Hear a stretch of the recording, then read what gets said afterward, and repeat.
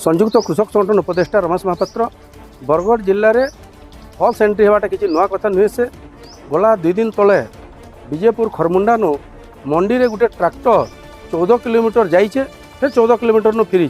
5 minute भितर फिर से 14 किलोमीटर नु जाइए फिर 14 किलोमीटर नु फिरी और ट्रैक्टर लेखा 2 थर धान लोड कर ई प्रकार फल्स एंट्री बर्तमान धरा पड़ी जहाँके नहीं इनक्वारी चली इनक्वारी आहरी माने दृष्टांतमूलक हो जी दोषी है तार विरुद्ध में कार्यानुष्ठान हो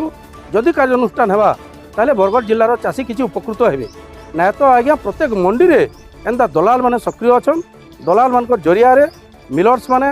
जे माने मिडिल मैन माने ऑफिसर माने मालेमाल होइछन फॉल्स एंट्री करी धान मंडी रे प्रकृत रे ना आसबा और से धान के नहीं बारंबार से गोटे गाड़ी किंद्रुची तो तेणु करी सीसी कैमेरा जेन लगे सीसी कैमेरा तार किसी भैल्यू नान जेनटा भाइकल ट्रैक बोलिक कहले भाइकल ट्रैक भी से जगह काम नहीं करवा मोटामोटी जब कहमा सेटा गोटे मिडिल मैन मैंने कमाबार लगे गोटे रास्ता बन पकईच तो कृषक संगठन तरफ आम दाबी करूँ दृष्टांतमूलक भाव में जी दोषी है तार विरुद्ध में कार्यानुष्ठान करा उच्च स्तरीय तदंत करा तापर हमर चीफ मिनिस्टर सांग निर्देश क्रमे हम तो शीर्ष सदर शीर्ष पदमपुर इंक्वायरी करके रिपोर्ट देछन रिपोर्ट दला पर सार ताको देखि कार्यानुष्ठान रिपोर्ट को बेस करके जहाँ हम चीफ मिनिस्टर फॉल्स बिल तो सिस्टम नहीं फिजिकल परचेज हम बायोमेट्रिक सिस्टम रे आईरिस स्कैन है कि धान किना फॉल्स तो